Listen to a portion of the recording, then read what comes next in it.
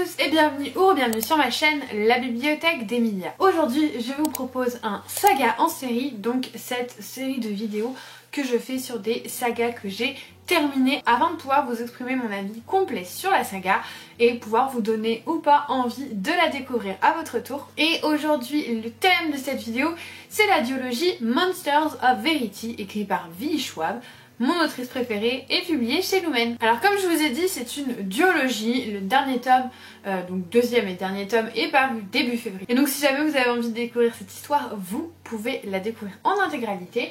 Juste avant de me mettre à vraiment parler de l'histoire, je voulais juste vous dire à quel point j'apprécie le travail éditorial qui a été fait sur les couvertures avec Auguste, avec les griffes, parce que ça parle de monstres, et Kate de l'autre côté, la concordance des couleurs un petit peu comme si elles étaient en négative l'une de l'autre. Bref, je trouve le travail éditorial vraiment génial. La saga Monsters of Verity a été publiée en réalité il y a déjà quelques années, mais Lumen n'avait pas encore traduit cette duologie. Je pense que c'est sous la pression de nombreux fans et vu le succès qui ne fait que croître de l'autrice, Lumen a décidé de publier ses anciens travaux.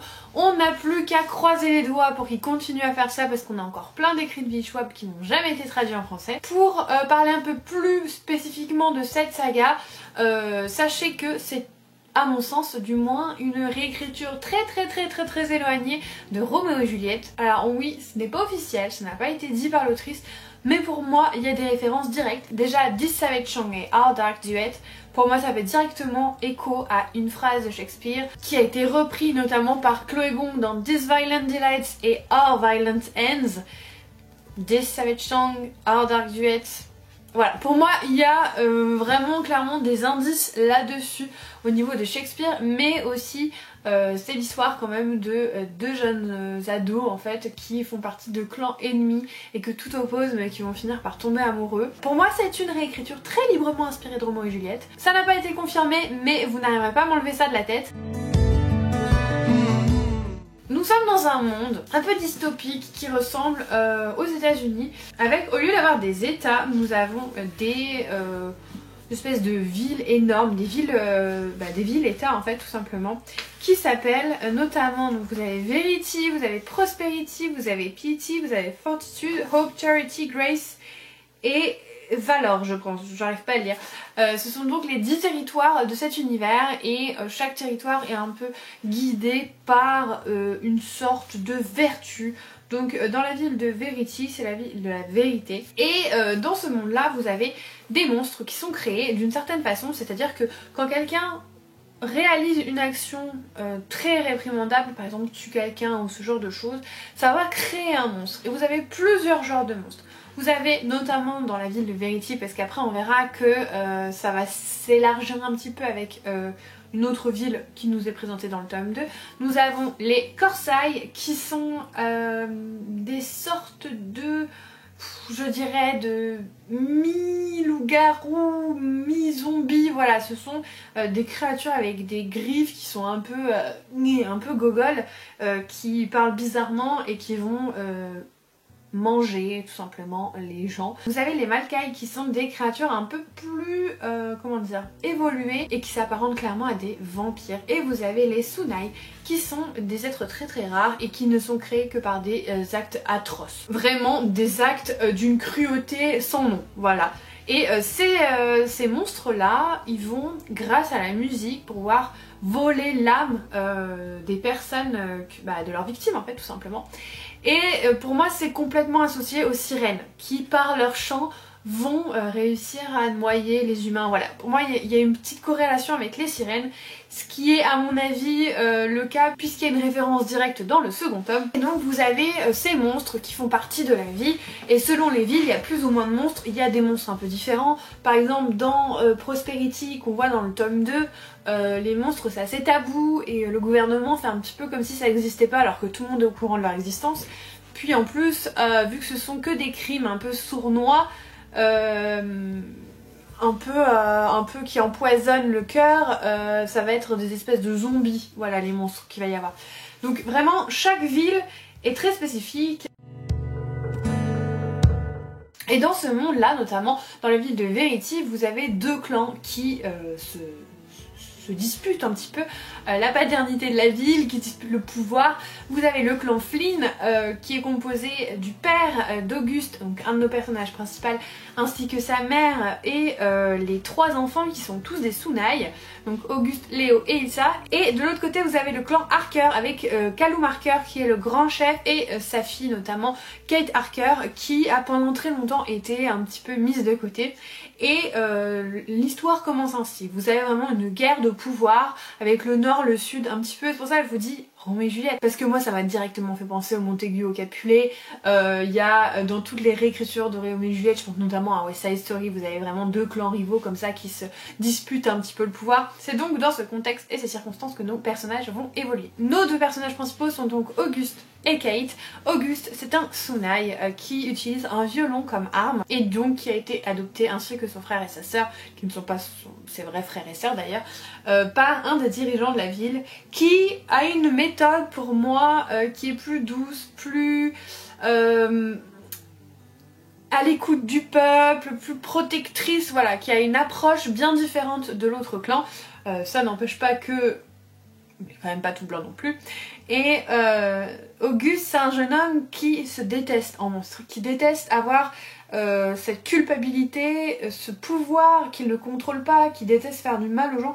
Et en fait, lui, il ne rêve que d'une chose, à la base, c'est d'être tout simplement normal. Il va énormément évoluer au cours de la duologie, si bien que à la fin on le reconnaît plus vraiment, mais c'est un personnage très particulier qui se bat constamment contre ses propres ténèbres. Au niveau, donc je vais rester du coup dans sa famille. Nous avons également son grand frère qui s'appelle Léo, qui est également un Sunai et qui lui est beaucoup moins regardant sur le fait de tuer de nombreuses personnes, parce que en fait les Sunai ils ont une particularité, c'est qu'ils vont tuer seulement les personnes qui ne sont pas innocentes. Mais voilà, il y a des choses qui sont pas évidentes, qui sont pas manichéenne, et ça c'est quelque chose que Auguste comprend, alors que pour Léo, une fois qu'une personne a fait quelque chose de mal, même si c'était de la légitime défense par exemple, il est punissable. Voilà, on a vraiment cette mise en exergue en fait de 2 points de vue complètement différents. Vous avez la personne qui va plus essayer de comprendre le pourquoi et l'autre qui va juger juste parce qu'il a fait quelque chose de mal, il a fait quelque chose de bien, voilà. Et son grand frère, c'est le chef des armées, c'est un personnage qui est très charismatique mais qui est aussi un peu psychopathe, on va se le dire, voilà. Mais la plus dangereuse en fait, c'est leur sœur qui s'appelle Ilsa et qui apparemment est capable de créer un cataclysme. Elle est très discrète, c'est une jeune fille qui a un physique très doux, très gentil en apparence et qui notamment du coup, comme le dit Auguste, pourrait cacher pas mal de choses. Mais c'est pas un personnage qu'on... Alors c'est un personnage clé, mais c'est pas un personnage avec lequel on interagit non plus trop. On a donc également le père et la mère de cette joyeuse bande d'enfants qui vont donc essayer de contenir une partie de la ville, qui vont essayer de se battre contre les monstres, qui vont utiliser leurs propres enfants monstres pour essayer d'éradiquer les personnes qui sont mauvaises. Voilà.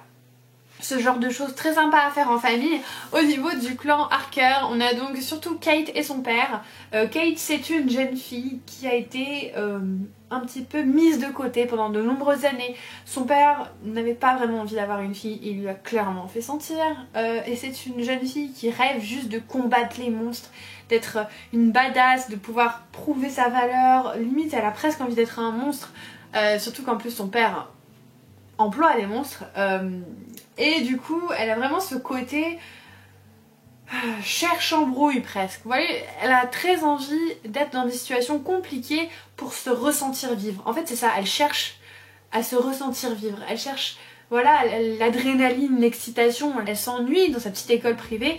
Et quand son chemin va croiser celui d'Auguste, elle va avoir l'impression de vivre enfin quelque chose.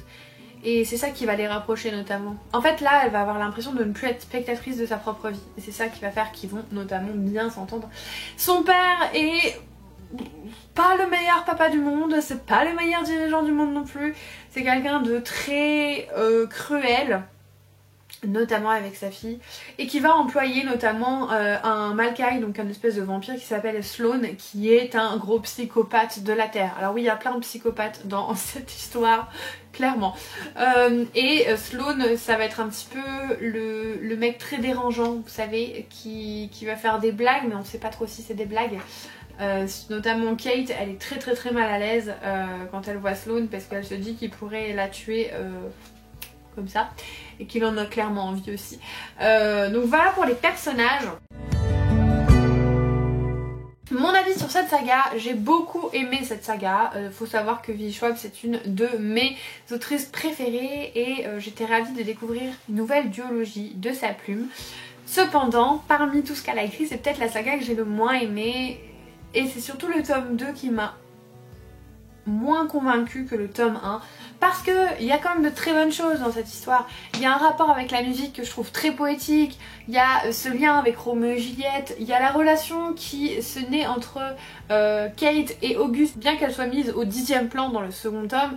Il y a toute cette histoire de monstres, leur création, et ça c'est un truc qui en fait est à la fois un point positif et un point négatif, car j'aurais aimé plus. J'aurais aimé plus d'infos sur le monde, j'aurais aimé plus d'infos sur un monstre qu'on va rencontrer dans le second tome, j'aurais aimé plus en fait, que ce soit plus de détails, plus de choses. Cette histoire a tellement de potentiel que je trouve ça un peu dommage qu'on soit resté un petit peu en surface du monde et de ce qu'il pouvait nous apporter, bien que ce soit un page turner absolument incroyable. C'est-à-dire que les deux, je pense que je les ai lus en 2 jours à chaque fois. Alors pas forcément 2 jours à la suite, parce que je lisais, notamment pour le tome 2, je lisais un autre livre en même temps, mais 2 jours de lecture active où en fait ça se lit mais comme du petit lait. C'est rapide, c'est entraînant, c'est haletant, on a envie de connaître la suite, on a envie de lire les prochains chapitres, et c'est ça que j'aime beaucoup dans cette duologie, c'est que vraiment c'est dur de s'arrêter et de dire ah non, j'ai envie de savoir la suite quand même. Et la fin était très belle, la fin m'a beaucoup émue, la fin pour moi était exactement ce qu'elle aurait dû être, parce qu'elle aurait pas pu être différente, ou alors ça aurait été nul, voilà. Clairement si ça avait été une autre fin ça aurait été pas terrible, mais là c'était la juste dose de tragique et d'héroïque, et voilà, et c'était une fin qui m'a complètement convaincue, qui je vous dis m'a laissé un petit peu sur ma faim quand même, parce que j'aurais aimé plus d'informations sur certaines choses que je peux pas trop développer sinon je vous spoil, mais c'était beau, c'était poétique, c'était dramatique, c'était mélancolique, artistique, tout ce que vous voulez. C'était vraiment une super chouette duologie, et si jamais vous aimez tout ce qui est young adulte, je ne peux que vous le conseiller. Si vous débutez dans V.E. Schwab, je ne peux que vous la conseiller, parce que pour moi c'est sa saga la plus abordable pour les profanes qui ne connaissent pas encore sa plume, puisque chaque saga je ne la recommanderai pas à tout le monde, mais celle-là je pense que c'est la plus accessible à tous. Donc clairement je vous encourage vivement à lire cette duologie qui est très belle, bien que j'ai mes réserves et que j'ai préféré d'autres écrits de l'autrice. Malgré tout, je pinaille parce qu'il faut pinailler, mais c'était sacrément chouette, j'ai adoré cette lecture, et j'espère que vous l'aimerez aussi. N'hésitez pas à me dire si vous l'avez lu ou si vous avez lu le premier tome, ce que vous en avez pensé jusque là. N'hésitez pas à me mettre le petit emoji violon pour que je sache que vous êtes arrivé au bout de cette vidéo. J'espère qu'elle vous aura plu et qu'elle vous aura donné envie de découvrir cette super duologie. Si vous souhaitez soutenir ma chaîne, n'hésitez pas à vous abonner, mettre un pouce en l'air ou un petit commentaire, et je vous remercie de tout le soutien que vous m'apportez à chaque vidéo. En attendant la prochaine vidéo, comme d'habitude, je vous souhaite de merveilleuses lectures et je vous fais des bisous.